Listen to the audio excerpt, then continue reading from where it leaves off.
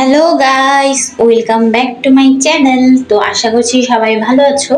তো আজকে একটা নতুন রেসিপি নিয়ে হাজির হয়ে গেছি। জানি এটা সবাই পারো, তবু আমি কিভাবে করছি জাস্ট ওটাই তোমাদের সাথে শেয়ার করার প্রচেষ্টা। তো দেখো আজকে আমি কি বানিয়েছি। এটা হচ্ছে বাঙালি, মানে সব বাঙালি না, যারা বাঙাল ওদের খুবই ফেভারিট একটা রেসিপি।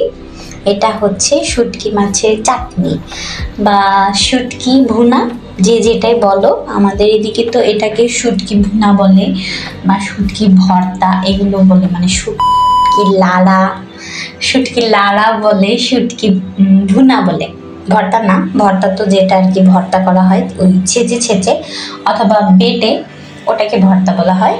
কিন্তু এটাকে ভুনা বা শুটকি লাড়া বলা হয়। তো দেখো এখানে আমি বেশ কিছু লোটে শুটকি আর পুঁটি শুটকি মানে চ্যাপা, ওটা ধুয়ে নিয়েছি, আঁশগুলো ছাড়িয়ে নিয়েছি। গরম জল দিয়ে এটাকে আমি ধোবো লোটে শুটকিটাকে। আর বেশ কিছু আমি শুকনো লঙ্কা নিয়েছি, দেখতেই পেলে। আর বেশ অনেকগুলো পেঁয়াজ, রসুন, কাঁচা লঙ্কা। আর এখানে আমি দেখো শুকনো লঙ্কাগুলোকে ভিজিয়ে রেখেছিলাম, নরম হয়ে গেছে। তো দুটো পরিমাণ মানে একটা মতো আমি নিয়েছি এখানে পেঁয়াজ, আদা আর রসুন। এটা আমি ব্লেন্ডারে ব্লেন্ড করে নেব। আর এখানে মশলা আছে হলুদ, জিরে, ধনে, নুন, এগুলো আছে। অনেকে আবার এখানে আদা, জিরে, ধনে এগুলো ইউজ করে না, কিন্তু একবার এভাবে করে দেখবে, খুবই ভালো লাগে, অন্যরকম একটা টেস্ট হয়। আমিও আগে এভাবে করতাম, মানে জিরে, ধনে এগুলো দিতাম না আর আদাটাও দিতাম না, ওইভাবেই করতাম পেঁয়াজ রসুন দিয়ে নর্মাল যেভাবে করে, হলুদ, তারপর লাল লঙ্কার গুঁড়ো, এভাবে করতাম। কিন্তু এভাবে করলে দেখবে একদম ইউনিক একটা টেস্ট পাবে। তো কিছুই না, ওটা আমি পেস্ট করে নিয়েছি। লাল যে শুকনো লঙ্কাটা আছে ওটা আগে থেকে ভিজিয়ে রাখলে পেস্ট করতে সুবিধা হবে। তো ওটা আমি ভিজিয়ে রেখেছিলাম, ওটাই আমি পেঁয়াজ আদা রসুনের সাথে পেস্ট করে নিয়েছি, দেখতেই পেলে। তারপর আমি দেখো এখানে সরষের তেল দিয়েছি, তোমরা সাদা তেলে করতে পারো, আমি সরষের তেল দিয়েছি আর কি। আর পেঁয়াজ কুচি আর কাঁচা লঙ্কাগুলো আমি মাঝে একটু ভেঙে দিয়েছি, ওগুলোকে আমি একটু ভেজে নেব, ফ্রাই করে নেব। তারপর দেখো একটু জল দিয়ে আমি মশলাটাকে গুলে নিলাম। এখানে সব কিছু দেওয়া আছে, লবণ টবণ সব কিছু দেওয়া আছে, নুন টুন সব দেওয়া। তো দেখো পেঁয়াজ আর কাঁচা লঙ্কাটা একটু ফ্রাই হতেই আমি মশলাটা দিয়ে দিলাম। একটু জল দিয়ে দেব বাটিটা ধুয়ে। তো ভালোভাবে এটাকে কষাবো।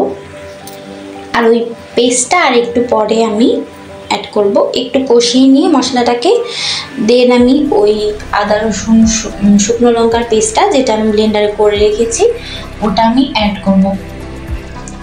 তো বন্ধুরা অনেকেই জানি এভাবে খেয়েছো, মানে ওই শুটকি ভুনা বা শুটকি লাড়া বা শুটকি চাটনি, যে যেটাই বলো, অনেকেই খেয়েছো। কিন্তু একবার আমার মতো এভাবে খেয়ে দেখবে, খুবই ভালো লাগে। অনেকে এখানে টমেটো কুচি দেয়, কিন্তু আমি এখানে অ্যাড করিনি। টমেটো কুচি দিলে কিন্তু এটা অন্য একটা টেস্ট হয়, কিন্তু আমি যেভাবে করছি এভাবে যদি তোমরা একদম টিপসগুলো ফলো করে করো তাহলে একদম অন্যরকম হবে, টেস্টটা খেতেও অন্যরকম লাগবে। শুটকি যে বাজে একটা গন্ধ অনেকে আসছে, মানে যারা ঘটি বাঙালদের কথা বাদই দাও, ওদের আর কি শুটকি গন্ধটা একটু ভালো লাগে না। যাই হোক, ওদের আর কি এটা গন্ধটা বাজে লাগবে না, খুবই ভালো লাগবে গন্ধটা। তো ওই জন্যই আমি এইভাবে করেছি এটা। তো দেখো আমি এই লোটে মাছগুলোকে আমি একদম গরম জলে নুন দিয়ে আমি কিছুক্ষণ ভিজিয়ে রেখেছিলাম, ফুটিয়ে নিয়েছি। তো ফুটিয়ে বেশ অনেকক্ষণ যাবত আমি জল গরমে ভিজিয়ে রেখেছিলাম। তারপর ময়লাটা ওভাবে মানে ফেলে দিয়েছি জলটা। তারপর আমি দেখো মশলাটাকে বেশ অনেকক্ষণ কষিয়ে নেওয়ার পর দেন আমি ওই একটু ছোট ছোট করে রসুন কোয়াগুলো কেটে নিয়েছিলাম ওটা, আর লোটে মাছটা ধোয়া যেটা আমি গরম জল দিয়ে সেদ্ধ করেছি ওটা দিয়ে দিয়েছি। একদম যখন হয়ে আসবে দেখো জলটা একদম টেনে নিয়েছে, হয়ে যাবে, তখন তোমরা এই পুঁটি শুটকিটা মানে চ্যাপা শুটকিটা এটা দিয়ে দেবে। এটা একটা আলাদা একটা স্মেল হয় ওই জন্য। তো ওটা দিয়ে আমি এটাকে ঢাকা দিয়ে দেব তারপর এটাকে আরও কিছুক্ষণ একদম টানিয়ে নেব। একদম টানিয়ে নিতে হবে, কোনো জল থাকলে এখানে হবে না বন্ধুরা। একদম টানিয়ে নিলেই তবেই এইটা খেতে খুবই খুবই অপূর্ব লাগে, একদম দুর্দান্ত। এটা হলে তো গরম ভাতের সাথে আমার আর কিচ্ছু লাগবে না, একদম কিচ্ছু না। মাছ মাংস ফেলে আমি এটা দিয়ে ভাত খাবো, একদম গরম ভাত। আর এই শুটকি ভুনা বা শুটকির যে মানে শুটকি ভুনা, শুটকি লাড়া আমাদের দেশের ভাষায় যেটাকে বলে, এটা হলে আর কিচ্ছু আমার চাই না। আর এটাকে তোমরা ফ্রিজেও সংরক্ষণ করে অনেক দিন যাবত খেতে পারো, যখন মুখে কোনো স্বাদ লাগে না, যেমন জ্বরের সময় অনেক সময় মুখে স্বাদ লাগে না, তখন এটা দিয়ে ভাত খেতে পারো। তো রেসিপিটি ভালো লাগে লাইক কমেন্ট শেয়ার করতে। সবাইকে জানাই অনেক অনেক ভালোবাসা।